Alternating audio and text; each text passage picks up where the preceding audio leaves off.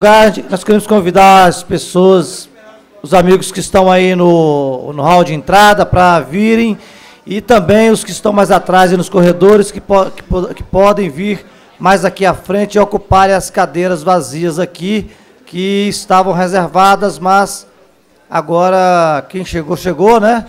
Quem chegar por último vai ficar em pé. Por favor, então, quem estiver em pé aí atrás pode descer aqui, tem várias cadeiras aqui, vazias aqui na frente.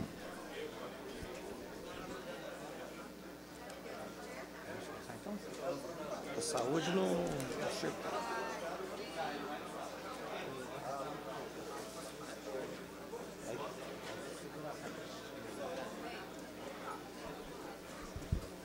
Bem, amigos e amigas, podemos então iniciar o nosso colóquio Interconselhos com o professor Boaventura. É uma promoção do Conselho Nacional de Saúde, que está aqui todo presente com seus conselheiros, e da Secretaria-Geral da Presidência da República. Nós queríamos, então, de imediato, formar a mesa aqui de abertura e de também iniciar os trabalhos. Queríamos convidar para fazer parte da mesa o nosso secretário nacional de articulação social da Secretaria-Geral da Presidência da República, o doutor Paulo Maldos.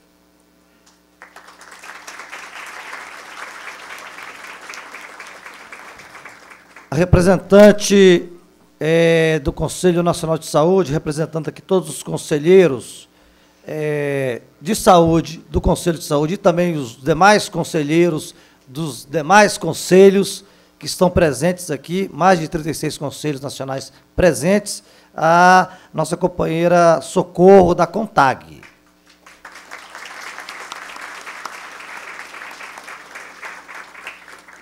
Também convidar, uma honra para nós, convidarmos o reitor da UNB, professor Zé Geraldo.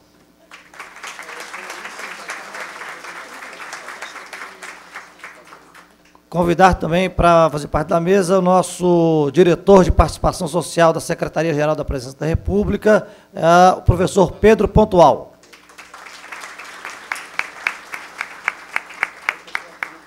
E agora, então, convidar o nosso convidado especial, né, o professor Boaventura dos Santos.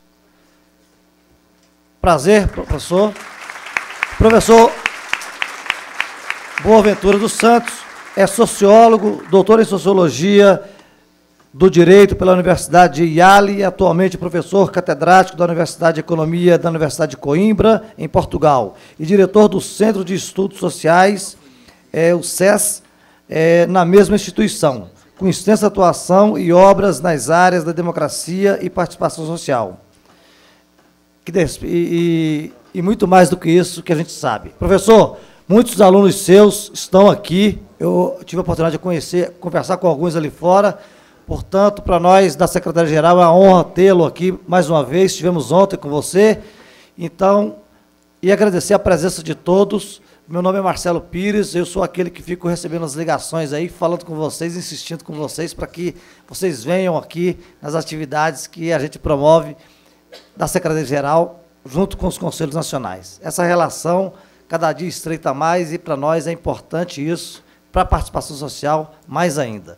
Então, eu passo aqui a palavra, então, para o Pedro Pontual, para ele coordenar aqui os trabalhos da mesa. Um abraço.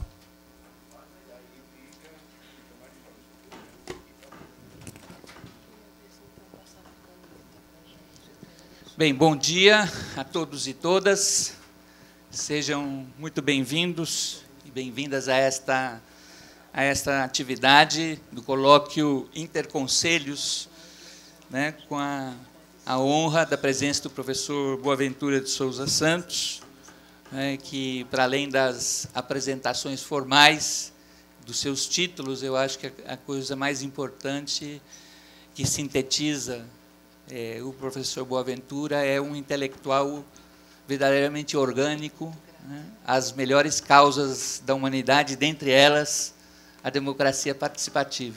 Então, para nós, é um orgulho muito grande poder estar com ele aqui, nessa atividade que a gente está chamando de interconselhos, com a seguinte intenção, né, de que o Conselho Nacional de Saúde, quando nos procurou, né, para fazermos juntos essa atividade, já com muita sabedoria, né, disse, bom, a gente está procurando vocês também para que a gente possa estender para outros conselhos esta oportunidade, né? E isso caiu e casou muito bem, né, com uma intencionalidade nossa, enquanto Secretaria-Geral da Presidência, que tem por atribuição animar, estimular, articular os conselhos, de que a gente vá cada vez mais trabalhando esta ideia do interconselhos, ou seja, que, para além da especificidade, da setorialidade de cada um dos conselhos, né, há temáticas e há ações que se tornam muito mais efetivas e poderosas quando elas são feitas em conjunto, né, numa articulação entre todos os conselhos. E nos pareceu justamente que essa oportunidade de fazer um colóquio com um tema de abrangência que atinge, né, o que é de interesse de todos os conselhos, a questão da participação social em democracias de alta intensidade, para utilizar um conceito do professor Boaventura, nos pareceu uma excelente oportunidade para ir trabalhando essas questões. Então, ainda a título de abertura, eu queria passar inicialmente a palavra para o Paulo Maldos, secretário nacional de Articulação Social da Secretaria-Geral, para fazer a sua saudação de abertura. Bom dia a todas e todos. Quero agradecer a presença de todos os convidados aqui dos diversos conselhos, particularmente do Conselho Nacional de Saúde, diversos ministérios e de entidades da sociedade civil. E dizer que, para a gente, é uma grata satisfação poder estar com todos nessa casa para um momento de reflexão crítica, porque, para nós, é extremamente importante essa reflexão nesse momento histórico, né, em que diversos países da América Latina buscam alternativas em termos de projeto de desenvolvimento, não só nacional, como em termos da região latino-americana, né, e, nesse contexto mais imediato, é Rio+20. Né. Então, esses dois contextos, um histórico de forma mais larga e outro mais imediato, que temos pela frente já várias pessoas aqui da Secretaria já estão se dirigindo ao Rio para participar das atividades lá junto à sociedade civil, inclusive preparar os eventos da próxima semana. Então, esse momento histórico para a gente é muito particular e muito importante, né? E a gente poder contar com a participação, nesse momento, do professor Boaventura e com vocês aqui, né? Para a gente é extremamente relevante, porque realmente trata-se de um momento a gente não apenas ficar repetindo discursos ou ficar confrontando discursos, mas realmente um momento de abertura para a alteridade, abertura para a crítica, abertura para a reflexão sobre nosso próprio destino, né? Nosso destino, inclusive, enquanto humanidade, né? Então, para a gente é uma grata satisfação poder estar com vocês, estar com o professor Zé Geraldo, estar com o professor Boaventura Souza Santos, para que possamos fazer desse momento um momento especial para refletirmos sobre os erros, sobre os acertos, sobre o que é necessário fazer nesse momento, em nosso país particularmente, para podermos acertar mais em termos na construção do nosso destino coletivo, né? Então, sabemos que essa manhã vai ser rica nesse sentido, né?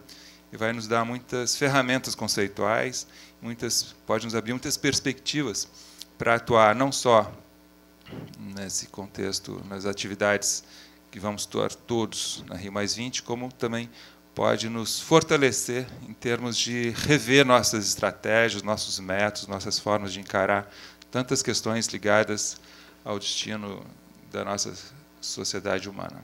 Obrigado. Obrigado, Paulo.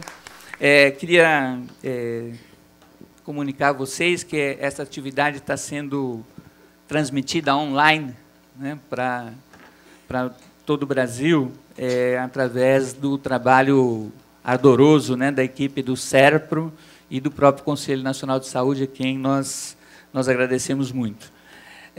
Eu queria passar a palavra agora para o professor José Geraldo, e vou me permitir substituir o protocolo de magnífico para dizer o nosso querido reitor da Universidade de Brasília, e querido não só como pessoa, né, mas pelas transformações profundamente democráticas que ele vem fazendo na Universidade de Brasília. Então, passo a palavra para a saudação. Bom dia a todas e todos. Cumprimento aqui a mesa, o Pedro Pontual, o Paulo Maltos, a Socorro, e especialmente o professor Boaventura de Souza Santos. Cumprimentar todos os integrantes aqui desse plenário, sobretudo os conselheiros e os representantes das organizações de sociedade civil. É uma honra poder estar nesta mesa representando a universidade no sentido mais legítimo desta interlocução que ela deve realizar com a construção dos significados, dos valores, dos princípios que organizam a sociedade e orientam a ação participativa, política, construtiva no país. A UNB tem essa configuração desde seu projeto, ser uma universidade necessária, como dizia Darcy Ribeiro, poder ser a expressão de encontrar soluções para os problemas nacionais, mas fazê-lo sem perder a perspectiva de que o conhecimento tem que ser comprometido com as transformações justas e equitativas desse processo. E estar aqui é compartilhar a dupla motivação desse encontro. De um lado, traduzir o sentido democrático das relações entre sociedade e Estado, né, que está no bojo do que o professor Boaventura vai trabalhar aqui como contexto de democracia, né? Perceber que, a partir das ações de governo, há uma orientação para que o Estado se abra à participação, se transforme instrumentalmente em mediador do aprofundamento dos processos sociais e dos direitos, né, e fazer esse encontro no contexto de mobilizações de setores da sociedade civil que se expressam pelas conquistas que realizaram, sobretudo no Brasil, ao curso dos anos de redemocratização, em que o sentido dessas lutas foi a afirmação de direitos e a definição de novos instrumentos de participação democrática. Quem vivenciou a experiência do processo constituinte terá percebido esse processo, uma sociedade que se mobilizou para organizadamente construir esses espaços, aprofundar nesses espaços, é um dos conceitos da alta intensidade democrática, a afirmação dos direitos e a construção de mais direitos. Os direitos não são quantidades, são relações. Eles não foram postos num elenco conclusivo, eles se abrem à perspectiva das mobilizações e do descortinamento de novos horizontes de sentido. E perceber que isso é feito aqui, hoje, nesse diálogo interconselhos, com sujeitos protagonistas, atores do processo de afirmação de cidadania, né? Cidadania entendida como essa possibilidade de criação permanente de direitos, em que, na área de saúde, nós tivemos uma experiência singular, porque, se recordamos, coincide com o momento constituinte a afirmação dos grandes movimentos sociais, entre os quais o movimento sanitarista, o movimento pela saúde como direito, e que, a partir já de uma metodologia que hoje é expressa no sistema que aqui está sendo construído, a de conferências, ter afirmado o desenho que se inscreveu na Constituição duplamente, a saúde como direito e, ao mesmo tempo, a participação como afirmação desses direitos, né? Desde aí, a nossa Constituição expressou o sentido de que a democracia não pode ser apenas a representativa, mas ela tem que ser participativa, e essa é a expressão da construção dos direitos. Então, é uma honra, Pedro Pontual, e agradecendo aí a eleição afetiva. Eu acho que o conhecimento tem que ser razão, mas também tem que ser afeto, né? E, para lembrar as palavras do professor Boaventura, em relação à universidade, considerando a sua amizade longa, mas, intimamente, o seu grande serviço prestado ao UNB, que foi construir os fundamentos que estiveram presentes nos votos de todos os ministros que, no Supremo Tribunal Federal, reconhecer a política da UNB de ação afirmativa, de reconhecimento de cotas para negros, como um salto nesse processo, autor mais citado em todos os votos, né? Lembrar que, assim, nós construímos uma sociedade democrática, participativa e fraterna. Né? A fraternidade é elegida à categoria da política, evidentemente, né? Para lembrar o dístico de 1789. Né? Então, é uma honra poder estar aqui e também, do ponto de vista pessoal, afetivo, um encontro com o professor Boaventura, com quem temos trabalhado já há alguns anos e de quem aurimos assim, muitas das referências para o horizonte de sentido das nossas ações. Obrigado. Obrigado, professor. Eu queria passar a palavra aqui para Socorro, que aqui representa não só o Conselho Nacional de Saúde, como o conjunto dos conselhos aqui presentes. E, como já o professor José Geraldo mencionou, tem, obviamente, que um certo simbolismo o fato desta iniciativa ter partido do Conselho Nacional de Saúde, porque quando nós pudermos fazer uma história mais abrangente da participação social no Brasil, sem dúvida vai ser preciso registrar, né, o papel pioneiro, né, da área de saúde e dos vários segmentos que se organizam em torno da questão da saúde na construção da participação social, democracia participativa. Para dar um exemplo, um indicador, né, como se costuma dizer, a primeira conferência nacional, né, realizada em torno de uma política pública foi a Conferência Nacional de Saúde em 1941, né, e que, no ano passado, chegou à sua 14ª edição. Né? Então, passar a palavra para Socorro, em nome de todos os conselhos. Então, bom dia a todos os participantes, né, e todas participantes. Eu também represento aqui, né, uma parte expressiva da sociedade que, historicamente, também é excluída, que é o campo. Eu trabalho na CONTAG. E é com muita alegria, né, que a gente está aqui em nome do Conselho Nacional de Saúde, onde tem tantos conselheiros e conselheiras que têm uma trajetória de mais décadas do que eu nesse setor, né? Mas eu acho que essa simbologia ela expressa tanto o papel que o Conselho Nacional de Saúde realmente tem, né, na democracia brasileira, mas mais do que os conselhos, eu acho que são os movimentos, que são, né, as lideranças que a gente conseguiu nesse Brasil forjar, né, forjar numa luta histórica bastante desigual e numa luta histórica que teve que ter muita bravura, né? Eu acho que o Paulo Maldos, eu estava me lembrando agora, né, lembrando de momentos históricos, a gente também está comemorando a Comissão da Verdade, né? Então, no Brasil, a gente construiu uma democracia, mas a gente não fez algumas rupturas que eram necessárias, né? Uma democracia que ainda tem muitos vícios, ainda tem muitos limites, ainda tem muitas questões sociais não resolvidas. Então, eu acho que é um momento histórico, sim, com a Rio+20, é um momento histórico, sim, com a Comissão da Verdade, mas também um momento político, né, da sociedade brasileira criar outros espaços, interconselhos e até para além dos conselhos, para discutir questões sociais ainda não equacionadas.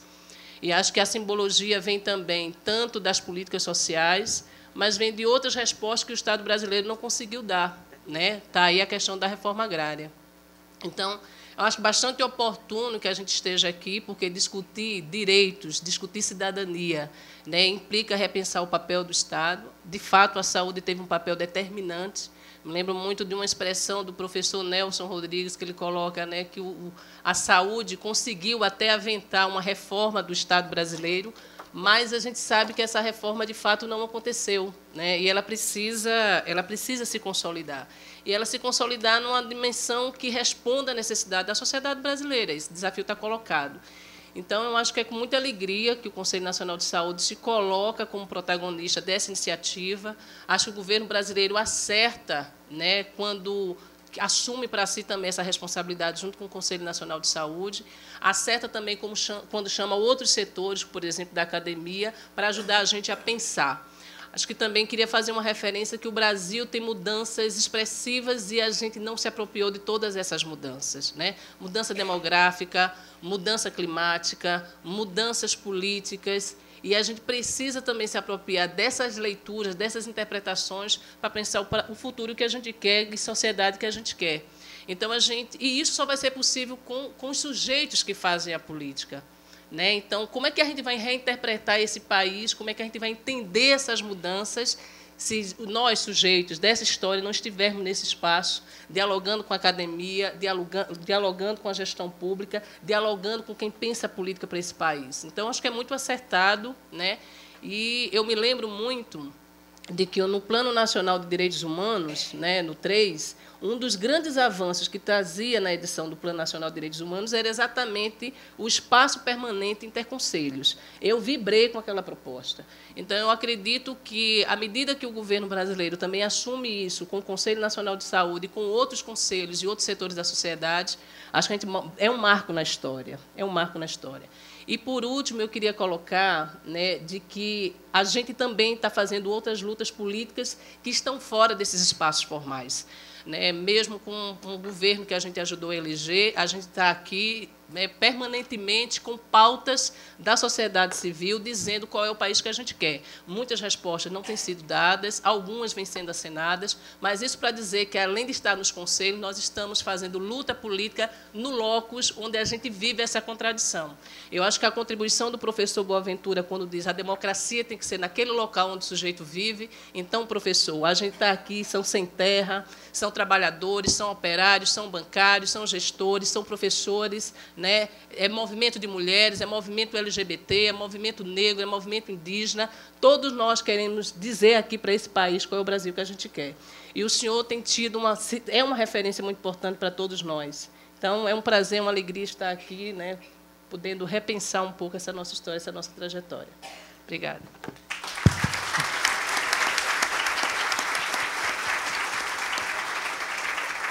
Muito obrigado, Socorro. Então, nós vamos passar agora a palavra ao nosso convidado, professor Boaventura, e vai fazer a sua exposição, cerca de 30, 40 minutos, o tempo que ele precisar, né? E depois nós vamos abrir um momento de debate, né? A gente vai fazer um processo de inscrição, as pessoas que quiserem fazer questões, levantar considerações, a gente vai pedir para fazer uma fila ali, vamos dar a palavra por até 3 minutos para cada um, né? E depois de um certo número de intervenções, devolve a palavra ao professor, e assim a gente vai fazendo mais rodadas até meio-dia, né? Que é o nosso teto aqui. O professor Boaventura também vai para o Rio ainda hoje, né?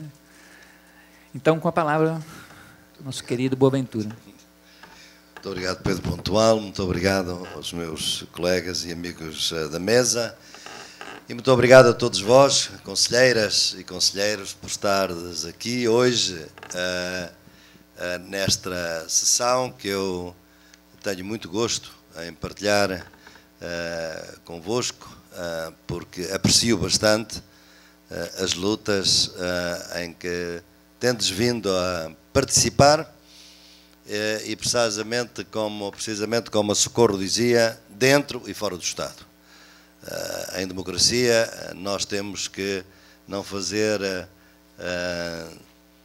dicotomias agonizantes entre se é melhor trabalhar dentro ou fora do Estado. Tem que se fazer as duas coisas, tem que se trabalhar dentro e fora do Estado, consoante as circunstâncias, mais num lugar do que noutro, e vós, muitos de vós, dais testemunho dessa possibilidade de lutar dentro e fora do Estado. E é aí, em meu entender, que se constitui e que se constrói uma democracia de alta intensidade. Bem, eu começo por dizer que a democracia está em perigo. E isto pode-vos parecer uma coisa estranha num mundo em que todos são democratas. Não há ninguém que se afirme hoje contra a democracia. Quiçá, agora na Europa, devido à crise financeira, começam a surgir alguns movimentos de extrema direita, mas mesmo estes movimentos de extrema direita afirmam as suas ideias antidemocráticas usando a democracia.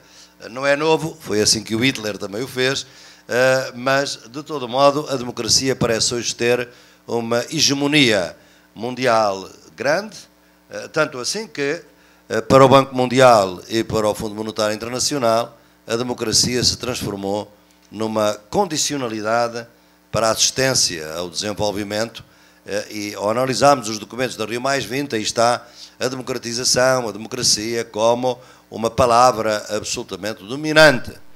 E é isto o que nos causa suspeita. Se a democracia é consensual, alguém está a enganar alguém. Porque não pode ser que todos entendam por ela exatamente a mesma coisa. E venho de um continente que se tem, enfim, vangloriado de ser a pátria da democracia, não o sendo, ou a mátria, como eu diria, mas que neste momento tem a sua democracia em grande medida suspensa, na medida em que é um continente em que vários dos seus países estão sob tutela dos organismos internacionais.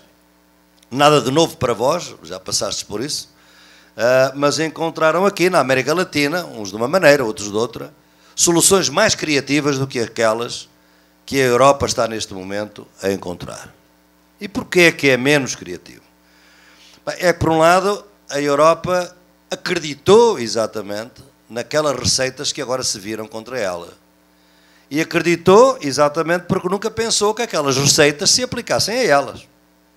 Aquelas receitas eram para o terceiro mundo, era para os países que não se sabem governar, era para os países que são subdesenvolvidos, que no fundo foram colónias, e ainda bem, e foi desse período que ainda não recuperaram. Esta foi a lógica imperial, colonialista, racista, que domina a Europa.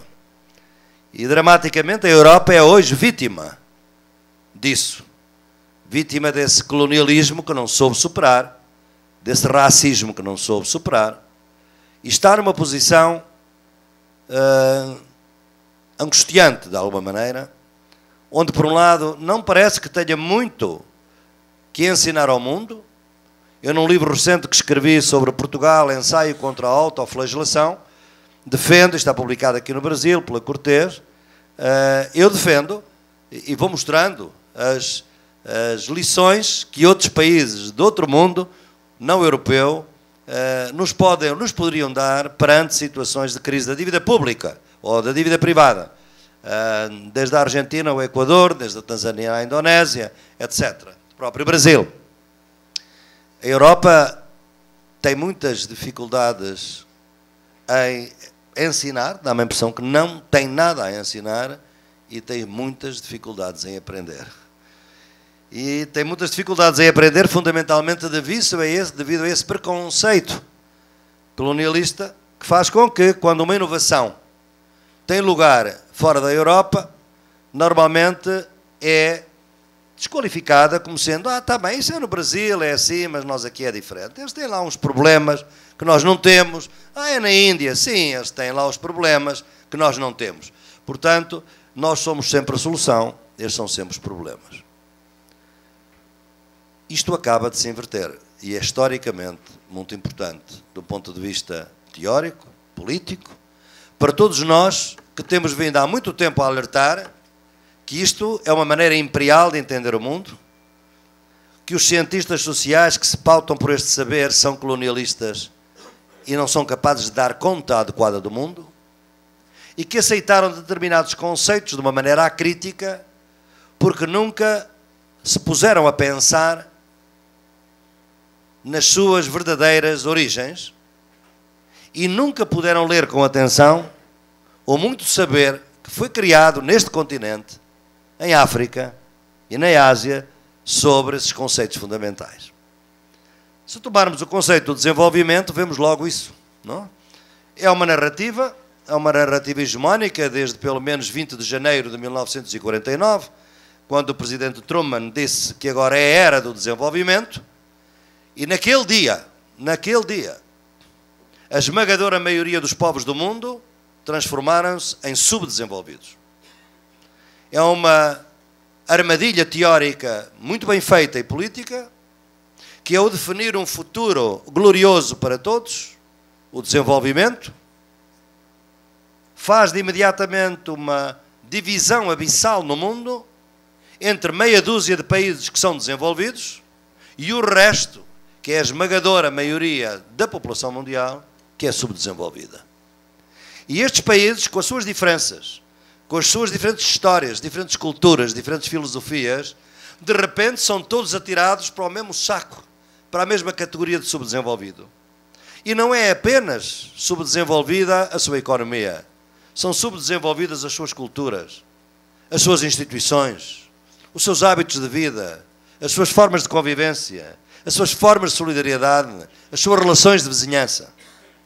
E este é o modelo que fez com que se pensasse que o subdesenvolvimento era um estado original, era o estado inicial. E a pouco e pouco os países caminhariam para o estado final de desenvolvimento. O que é que mostra a crise europeia? É que esta flecha do tempo, que vai do subdesenvolvimento para o desenvolvimento, deve ter tomado muita cachaça e está louca. Porque realmente, de repente, são os países desenvolvidos que se estão a subdesenvolver. O que estamos a assistir na Europa é o empobrecimento da Europa. É o empobrecimento das grandes maiorias da Europa.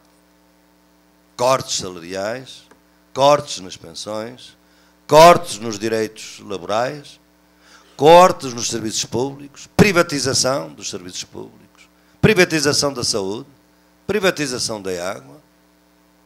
Já viram tudo isto no vosso continente e lutaram com força contra isto. E, portanto, é assim que eu hoje, adepto daquilo que eu chamo as epistemologias do Sul, devemos ir aprendendo uns com os outros, porque é dessa aprendizagem recíproca que podemos ganhar alguma coisa. Ninguém aqui, talvez, tenha muitas lições a dar, e se essas lições têm de vir daquele mundo que foi desprezado, negligenciado e ocultado pela arrogância eurocêntrica dos Estados Unidos e do Canadá e da Europa. E é isso que, a meu entender, nos deve hoje fazer pensar sobre a questão da democracia de alta intensidade. Porque se esta flecha do tempo está doida e agora vamos do desenvolvimento para o subdesenvolvimento, agora é questão de perguntar, e o que vem depois do subdesenvolvimento? Sim, porque realmente, aonde é que para este subdesenvolvimento? Já que isto pode ser, o desenvolvimento pode ser reversível. E é este caráter clarificador que tem a crise da Europa. Porque o que passa lá pode vir a passar aqui no futuro. E só a democracia nos pode defender disso. Eu, em janeiro passado, numa reunião com o Presidente Dilma e vários movimentos sociais, em que eu estava também presente, disse à Presidente Dilma: Presidente, eu venho de um continente onde nós nunca pensámos que receitas neoliberais iam ser aplicadas com a virulência que estão a ser aplicadas. Eu só lhe peço que faça tudo para que elas não voltem a este país.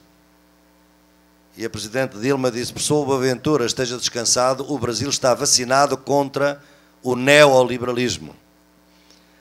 Bem, eu virei-me para o João Pedro Stedili, que estava ao meu lado, e só exclamei baixinho, para não ofender: Deus a ouça.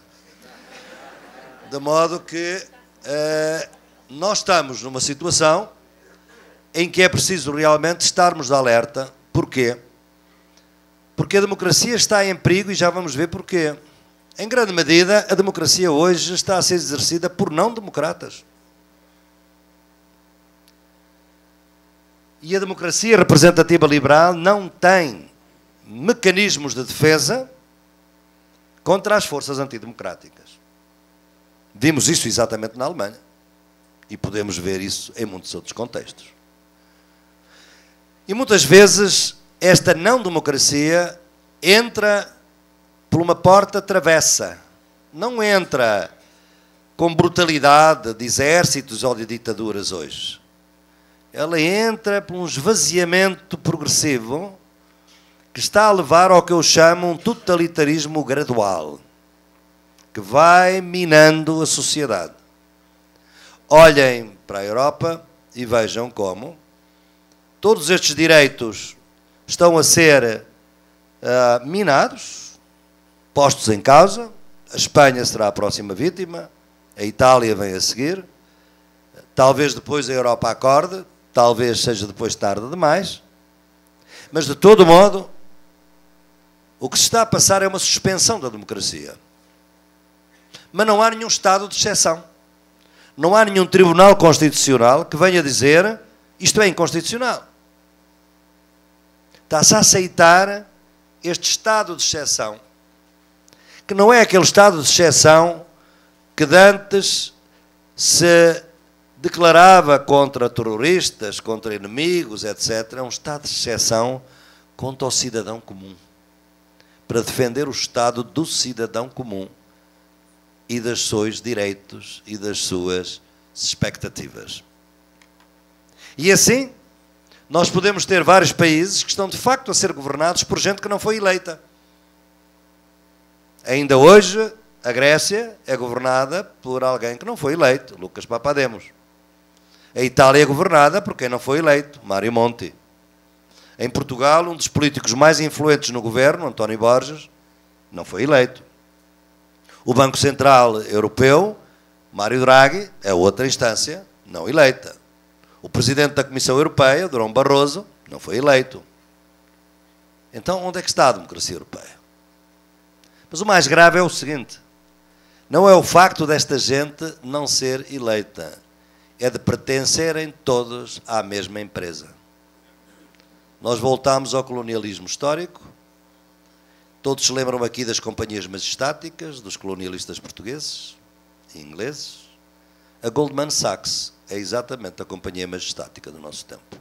Todos estes senhores foram funcionários da Goldman Sachs. E a ela voltarão quando deixarem de ter funções públicas. Em cada crise do mundo hoje, a Goldman Sachs oferece um dos seus quadros para resolver o problema. A favor de quem? Naturalmente, dos seus acionistas, dos seus especuladores, com nenhuma atenção ou respeito pelas necessidades, pelas aspirações democráticas dos povos, que para eles não existem. Um CEO, um alto funcionário da Goldman Sachs, há pouco tempo, saiu inconformado com o que via e saiu da Goldman Sachs deixando uma carta, publicando uma carta no New York Times que é realmente alarmante. Dizer como é que funciona esta empresa onde as pessoas que confiam os seus aforros nesta empresa são considerados obstáculos em tudo que não seja contribuírem para a ganância sem limites dos executivos, dos grandes especuladores. É nas mãos de um capital financeiro internacional sem regras que nós estamos. E estes são riscos fundamentais para a democracia. Quem pode defender a democracia? A esquerda. A direita só quer a democracia quando ela lhes serve. Quando não serve, descarta. Vejam com a simplicidade, com a bonomia, com a cortesia, com que todos nós, todos os países têm relações com a China. É algum obstáculo a que a China seja uma ditadura? Não, desde que os negócios sejam bons. É muito mais importante os negócios do que propriamente a democracia. E foi sempre assim na história. Hoje há livros que mostram, por exemplo, muito claramente, que quer em Portugal, quer no Brasil, quer na Alemanha, as grandes conversações entre os grandes dirigentes empresariais e os ditadores, antes das ditaduras. Ainda há pouco tempo, Leonardo Boff mostrava uma tese de doutoramento notável que mostra as reuniões que havia no Instituto Superior de Guerra, a partir dos anos 60, entre grandes empresários brasileiros, com um modelo autoritário para o Brasil que se viria a concretizar em 1964. Não foi propriamente um golpe militar, foi também um golpe de classe, digamos, que se deu no Brasil. E o mesmo aconteceu na Alemanha, isto está hoje muito documentado, obviamente, e deu-se também em Portugal. Deu-se também em Portugal. Hoje conhecem-se as reuniões regulares entre o ditador Salazar e os grandes empresários. Curiosamente, os mesmos que ainda hoje estão no poder. Os mesmos que ainda hoje estão a ser resgatados pelo dinheiro dos cidadãos portugueses que empobrecem para que os bancos enriqueçam. Portanto, como veem, nós que vivemos no imaginário dos filmes, daquelas que todos conheceram, aqueles filmes americanos, do assalto aos bancos, estamos neste momento no mundo do assalto pelos bancos.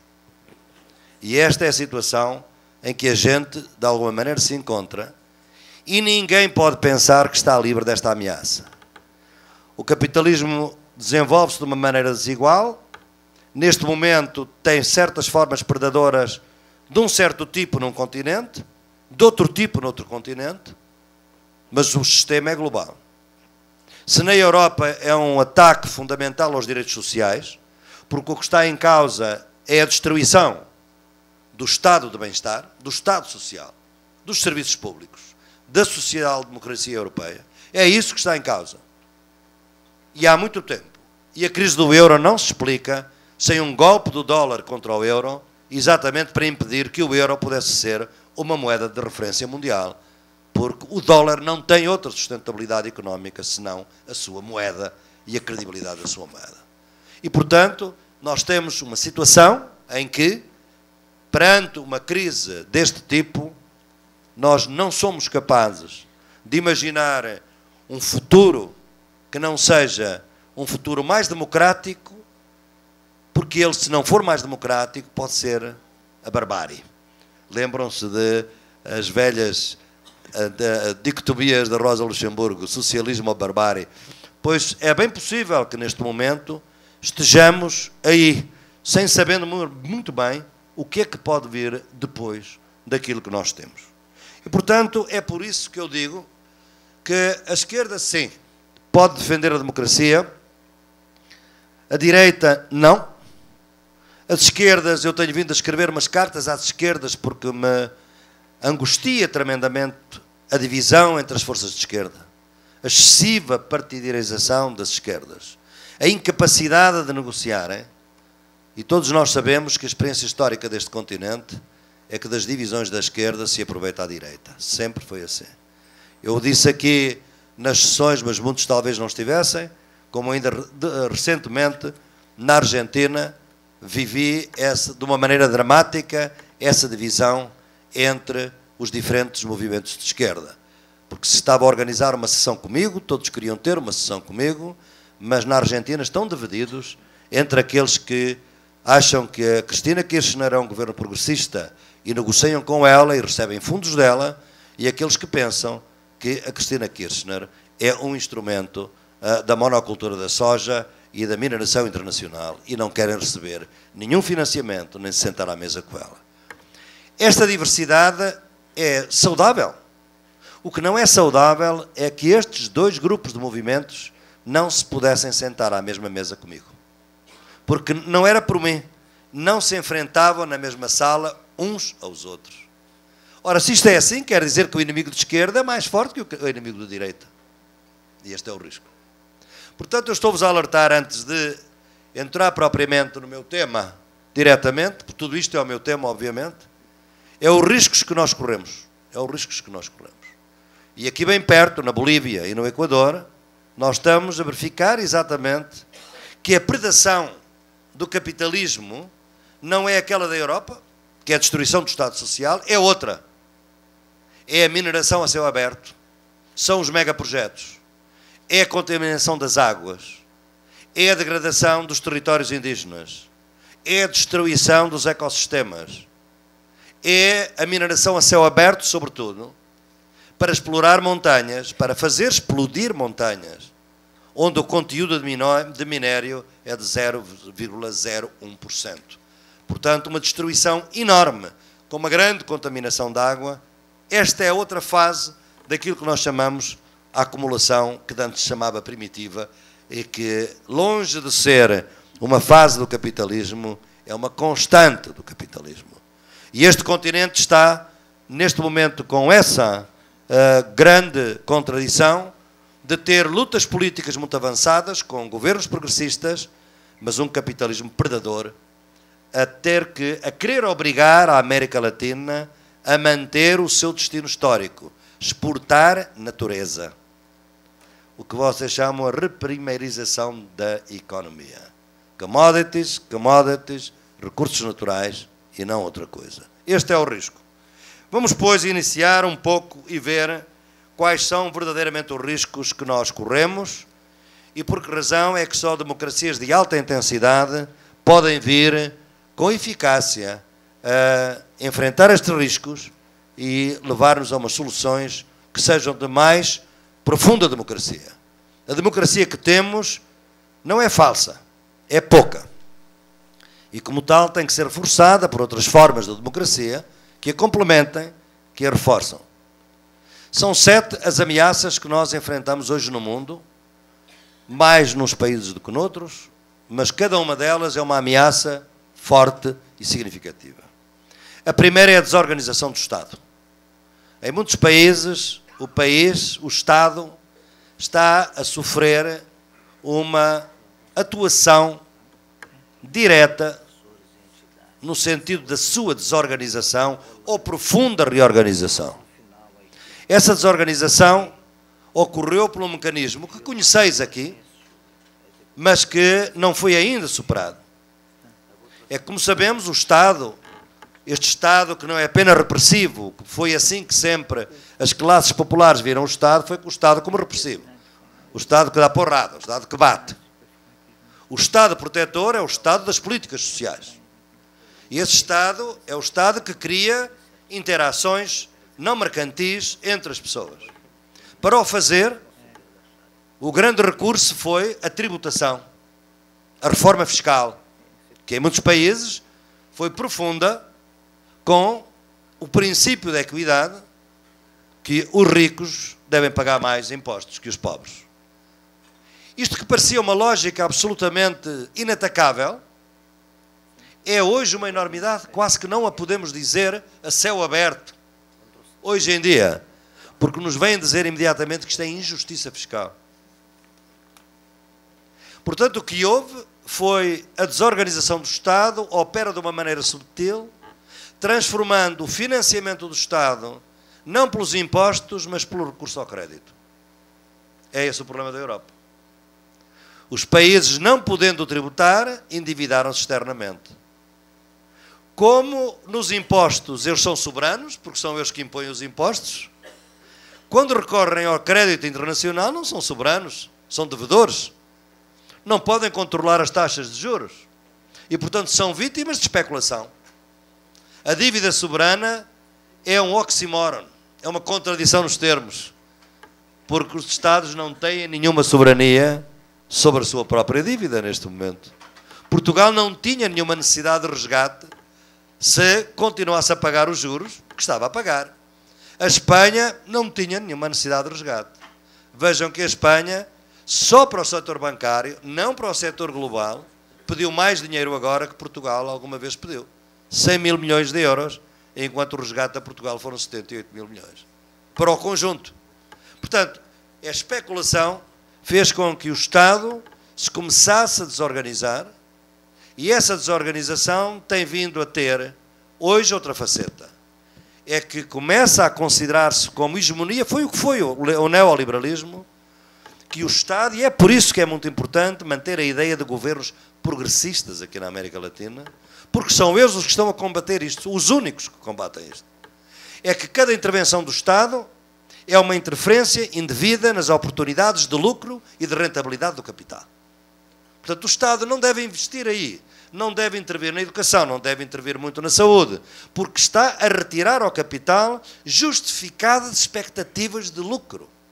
É assim que hoje se defende esta situação da relação Estado-mercado. E, portanto, todo este desenvolvimento, como sabeis bem, assenta no mercado e dentro dele as multinacionais. A Rio +20 em nível intergovernamental vai ser um fracasso. Não é difícil antecipar que seja um fracasso. Porque a lógica que está por detrás dela é a lógica do mercado. Não é a lógica dos Estados. É a lógica do mercado e da economia verde. E como eu dizia ontem, capitalismo verde, tenho dificuldade em imaginar para além da cor das notas de dólar. Portanto, não há capitalismo verde, porque o capitalismo é moral. A economia verde é uma burla, obviamente, porque nós temos que encontrar formas de relacionamento com a natureza que não passem pelo mercado. São os bens comuns. É aquilo que não se deve privatizar. Portanto, a primeira ameaça é a desorganização do Estado. Qual é a razão da preocupação no continente? É que os Estados deste continente, que são governos progressistas, viram bem que o Estado estava a ser desorganizado. E as suas políticas têm vindo a reforçar o Estado. Fala-se hoje, por exemplo, de um capitalismo nacional popular na América Latina. Só que os Estados não estão a reformar o Estado. Estes governos progressistas caem na vertigem de pensar que têm o poder. E não têm o poder. Têm o governo, mas não têm o poder. E distraem-se do papel de reformar o Estado, reformar o sistema político, reformar o sistema eleitoral, reformar o sistema de financiamento de partidos, fazer a reforma fiscal. As reformas estruturais estão a ser adiadas, o que significa que amanhã, se houver um desaire eleitoral, o Estado está tão reacionário, tão colonialista, tão oligárquico como antes. E este é o grande desafio destes governos, e só democracias de alta intensidade podem fazer com que entrem na agenda dos Estados estas reformas estruturais. Porque nós, ao contrário do que pensam por vezes os nossos adversários, nós não somos contra a democracia representativa, nós somos produtos dela. Nós valorizamos-la extraordinariamente. Ora, porque a conhecemos bem, conhecemos os seus limites. E conhecendo os seus limites, temos que encontrar formas de a fortalecer para que esses limites sejam superados. A segunda ameaça que avassala, para ser a palavra do Manifesto Comunista, avassala realmente o continente e o mundo, é o esvaziamento da democracia. Não se trata de ditaduras. Trata-se de esvaziar a democracia, de maneira que as democracias estejam em funções, mas não cumpram a sua função. Estão todos os seus instrumentos em funcionamento, as suas instituições, mas elas não estão a cumprir a sua verdadeira função de representar os representados. O abismo entre representantes e representados nunca foi tão grande. Porquê é que isto ocorreu? Isto ocorreu fundamentalmente porque os dois mercados que estão na base da democracia, o mercado político e o mercado económico, ou seja, o mercado dos valores que não se compram nem se vendem, e o mercado económico dos valores que se compram e se vendem, fundiram-se sob a égide do mercado económico. E hoje na política tudo se compra e tudo se vende. E por isso a corrupção é endémica. E a corrupção destrói a democracia. Portanto, o esvaziamento da democracia opera-se por duas formas. A primeira é perder o caráter redistributivo da democracia. A democracia tem que estar sempre em tensão com o capitalismo. Porque o capitalismo só quer a democracia se não lhe retirar nenhuma parte significativa dos seus lucros e da sua rentabilidade. Se não estorvar, no fundo. E, portanto, a democracia tem que ser redistributiva e hoje ela está a deixar de o ser porque, entretanto, foi minada endemicamente, sistemicamente pela corrupção. A corrupção não é um problema do político A ou do político B, é uma característica do sistema em que nos encontramos. Também aqui, só formas de democracia participativa podem superar esta corrupção. Por que razão é que o orçamento participativo, quando nós estudávamos em Porto Alegre nos anos 90, foi mais tarde acarinhado pelo Banco Mundial, foi uma surpresa para todos nós a pensarmos que estávamos com uma inovação tão radical e de repente o Banco Mundial a achar que era uma inovação urbana muito interessante. É que o banco não estava nada interessado na virtualidade democrática do orçamento participativo.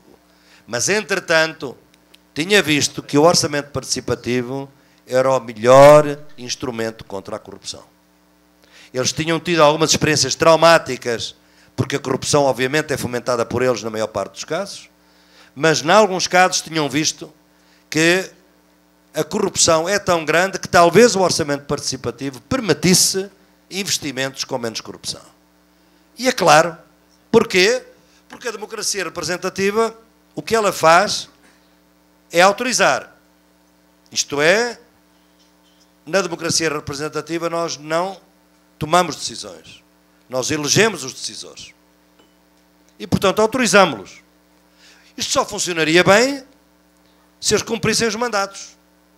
Mas como nunca houve tanta violação e tanta distância entre os programas eleitorais e os governos que chegam ao poder em nome desses programas, é evidente que o abismo entre representantes e representados foi enorme e está a ser enorme.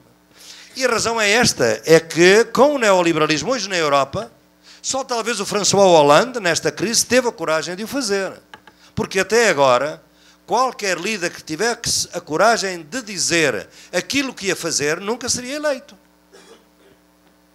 Porque ele teria que dizer, eu vou cortar as pensões, eu vou cortar os salários, eu vou cortar isto, eu vou privatizar as escolas. Ninguém o elegia, logo mentem. A mentira é estrutural ao sistema político neoliberal. E nós temos que restituir a verdade à democracia. Portanto, esta segunda ameaça é fundamental que tenhamos em mente. A terceira, eu vou abreviando porque não queria prolongar demasiado, é a desvalorização do trabalho. E vejam como eu estou a falar as ameaças para que pensais bem que não é uma que é mais importante que a outra. Todas atuam em articulação umas com as outras. A terceira é a desvalorização do trabalho. Nunca se trabalhou tanto e nunca o trabalho foi tão pouco uma identidade para quem trabalha. Porque o neoliberalismo transformou o trabalho num recurso global, mas não criou, nem quis criar, nem podia criar, nem queria criar um mercado global de trabalho. E por isso tudo se move no mundo, exceto os trabalhadores. As leis de imigração, nunca se fizeram tantos muros para impedir a passagem de imigrantes. Muros vergonhosos no sul dos Estados Unidos.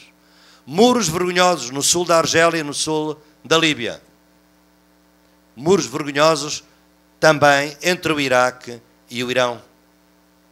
Nunca se fez tanta obstrução, porque efetivamente o que se quis foi fazer essa grande maquinação extraordinariamente bem feita de que as políticas laborais e os direitos laborais eram construídos a nível nacional. Se nós alterássemos a escala do modelo económico para o global, não era possível transferir para o global os direitos laborais. Daí toda a ideia da globalização neoliberal. Foi para destruir a base nacional dos direitos. Na Europa ela seria mais difícil, Estado a Estado, e foi por isso é que a crise teve que ser europeia e não uma crise de um ou de outro país. Foi pelo elo mais fraco, a Grécia, mas foi pelas políticas da União Europeia que nós pudemos fazer essa destruição do trabalho. A desvalorização do trabalho é tal que hoje começa a ser difícil distinguir o trabalho pago e o trabalho não pago em muitos países. Os jovens hoje, 50% dos quais estão no desemprego em Espanha, 30% em Portugal, 50% na Grécia, entre 25 e 29 anos. Estes jovens nunca vão trabalhar com carteira assinada. Estes jovens nunca vão poder reclamar horas de trabalho. Estes jovens trabalham e estão à disposição das empresas, e não estou a falar da construção civil, eu estou a falar da alta tecnologia. Trabalham em casa no seu computador e não há nenhuma distinção entre o tempo livre e o tempo de trabalho, entre o trabalho pago e o trabalho não pago. E mais cruelmente do que nunca, há cada vez mais trabalho não pago, que é trabalho cada vez mais duro. E o mais duro hoje, em muitos países, não só na Europa, felizmente aqui no Brasil não será um flagelo, mas digo-vos isto não para ser premonitório, não quero ser de maneira nenhuma, para que tenhais em mente que isto pode ocorrer. A forma mais cruel do trabalho pago, não pago hoje, é o tempo de trabalho perdido a encontrar trabalho, a procurar trabalho. Não imaginam as horas que um jovem passa fazendo CVs, indo a entrevistas, apresentando isto, indo aos jornais, vendo todas as ofertas, sabendo que as possibilidades são mínimas. E, portanto, é um trabalho não pago. Não é apenas o trabalho das mulheres neste momento, é o trabalho desta gente, que nunca lhes será pago. E é por isso que aqueles que trabalham já não conseguem ver no trabalho uma grande identidade, e é por isso que os próprios sindicatos têm vindo a encontrar crises de recrutar novos membros, exatamente porque tudo se faz para que o trabalho seja apenas penoso e ninguém se quer sindicalizar em algo penoso. Quer-se sindicalizar numa coisa de autoestima, que nos organize coletivamente. Mas a máquina neoliberal impede isso. A quarta ameaça é a destruição da natureza. E essa é gravíssima neste